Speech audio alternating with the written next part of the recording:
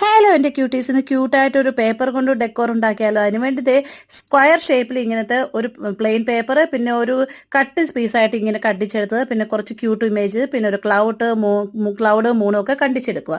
പിന്നെ നമുക്ക് വേണ്ട ഒരു പേപ്പർ സ്ട്രിപ്പാണ്, ഒരു 3D ഇഫക്റ്റ് ചെയ്യാൻ ഞാൻ കാണിച്ചിരിക്കുന്ന പോലെ നിങ്ങൾ ഇതിൻ്റെ മുകളിലോട്ട് ആ കട്ട് ചെയ്ത പീസിൽ അതിന് മുകളിൽ ഇങ്ങനെ വെക്കുക. ഇങ്ങനെ ഡെസ്ക് ഡെക്കോറും വോൾ ഡെക്കോറും ഒക്കെ ഞാൻ ഇഷ്ടംപോലെ ഉണ്ടാക്കിയിട്ടുണ്ട്, നിങ്ങളൊന്ന് കണ്ടു നോക്കുക. അപ്പോൾ നമ്മുടെ ലോങ് വീഡിയോസ് ഒക്കെ കാണുന്നുണ്ടെന്ന് വിചാരിക്കുന്നു. പിന്നെ നമ്മളൊരു പ്ലെയിൻ പേപ്പർ എടുത്ത് അതിനകത്ത് നമ്മൾ കുറേ ബ്ലൂ കളറിൽ ഒരു സ്കൈയുടെ ഷേപ്പ് ഉണ്ടാക്കാൻ വേണ്ടി വരച്ചിട്ടുണ്ട്.